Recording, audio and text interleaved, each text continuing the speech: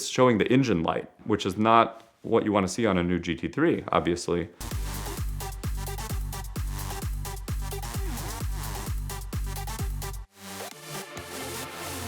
Back in 2018, I was really fortunate to be able to take European delivery of the Porsche GT3 Touring from the factory in Stuttgart. And whenever I go to Europe, or specifically to Germany, and I drive a car, I have one goal in mind, and it's always the same goal: go to the Nürburgring. The first time I was able to do that was in 2006 with a BMW 335i.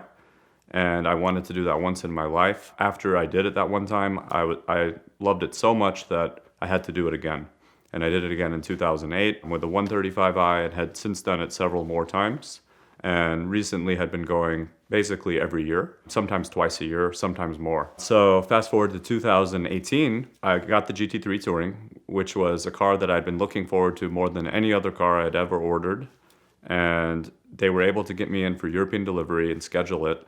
So immediately I started planning out track dates. In order to push a car at the Nürburgring, especially a car that you're not that familiar with, it's much better if you can develop your ability to drive it to its potential in a place that's safer than the Nürburgring first. And that's not the street. So I booked a track day at Spa-Francorchamps, which is the Belgian Formula One track, the longest, biggest track on the Formula One calendar. Few people know this. It's actually on the same mountains that the Nürburgring is on that caused the Nürburgring to have that crazy shape. The other side of the Eiffel Mountains form the basis for Spa. So it has these vast sweeping panoramas, and you're going through the forest and over all these elevation changes. And it's pretty dramatic, but it's wide, it's smooth, and it's up to modern Formula One specs. So after doing a track day there and really getting to drive the car full 10/10ths and seeing where the tire and chassis limit was, I felt really confident with the car. Felt great with it. It did everything I wanted to do and was basically pretty close to an ultimate track car. I mean, if you want a track car, you should probably get the one with the paddle shifter and the wing. But for me, I enjoy the extra challenge of being able to drive a manual car as fast as the guy with the wing and the paddle shifter, which, you know, a good driver can do close to that or be close to even in both cars. And it's just more fun in a manual. So we go to the Nürburgring. The first day I go there, I'd planned to do an 8-lap pass in one day, meaning you prepay for 8 laps, and it's like a toll card. I do 1 lap, and I go to the car park and get in a conversation with an interesting German guy who was the first and only person to identify my paint sample color. He guessed it correctly. So we struck up a conversation. As we were talking, they announced on the loudspeaker that there was a major crash and the Nürburgring was closed for the day. So my whole plans to do all my laps was kaput after just 1 lap. I knew that I had to come back to the Nürburgring and was staying in Düsseldorf, which is pretty far drive, I guess you could say. You wouldn't want to have your hotel there if you're planning to do laps the next morning. Fortunately, it was an unrestricted Autobahn. My co-driver, who was my female friend at the time, actually drove, leaving the Autobahn to Düsseldorf, and hit 300 for the very first time. The car went 300 on that Autobahn. And so the next morning we went back, did some nice high-speed runs, and then proceeded to do all the rest of the laps that day. So anyway, while we were there, I got in a couple of great laps in the morning, no incidents. After that, I went over to the GT Masters race, which was next door. GT Masters is a top-level GT-type racing series in Europe, where they do a lot of Formula One tracks. And a good friend of mine actually races in the series in the Audi R8 LMS car. And he was there that weekend. So we basically hung out and kind of watched some of the GT Masters race from the Formula One pits where they were working on the cars. Unfortunately, he and his teammate had a couple incidents that caused them to start from the back. And then later they had another incident that caused them to be out of the race. Their weekend was done. I still had some laps left on my tourist driving card. So I talked to their photographer, who is also an old friend of mine and who travels around and shoots pictures for all their races pretty much. And I asked him, Roland, have you been on the Nordschleife before? He says, well, Tom, I've been here for 20 years plus and I've been shooting photos, but no, I've never actually been on one lap.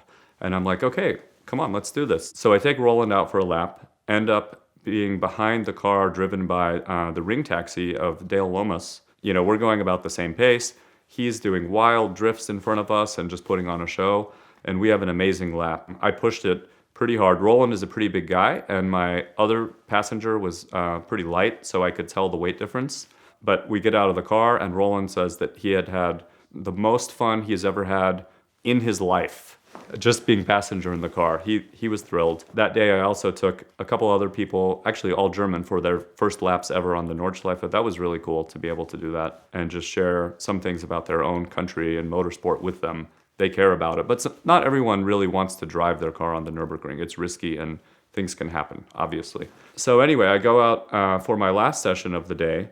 Now I'm with my female friend who's much lighter than Roland, and I have about a quarter tank of gas, and I'm fast right now. The car's light. I can skip putting gas in the car and set a hot lap right now, which is always a bad idea. You never want to do that during tourist driving. You only want to do that on a track day, because there's really no point in trying to set a time when there are a lot of other cars on track. You're going to have traffic and other issues, or there could be a coolant spill. It's just not really worth going 10 tenths. So even so, I was probably going to go about 8.5 tenths, but I just wanted the car to be light. We're having a good lap. We get to the famous carousel, and right before I enter the carousel, I see this error on my dash pop up that says engine control faults, and it's showing the engine light, which is not what you want to see on a new GT3, obviously. So I'm just still standing on the gas. It's not doing anything. It's maintaining its speed, but it's not accelerating. And I'm afraid to let go of the gas because I don't want it to go to a stop. So I'm trying to figure out what's wrong. And then all of a sudden I realize,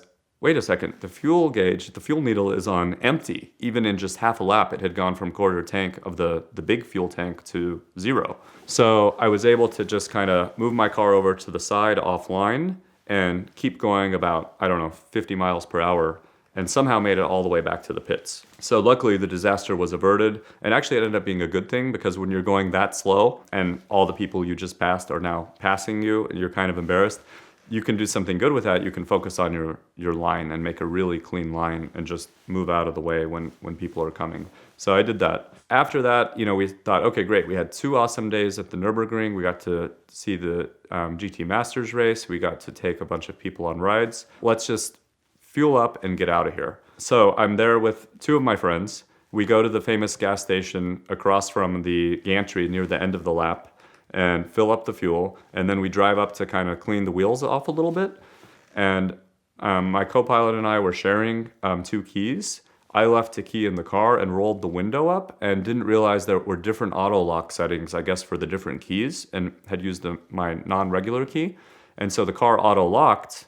And after we cleaned the wheels, I go to open the door and I realize, wait a second, I just locked the keys in the car by rolling the window up, and now the second set of keys are also in the car in my co-pilot's bag. So we had no way of getting in the car. We locked ourselves out. We end up going to all the nearby hotels and asking for a coat hanger to try to open the door through the window.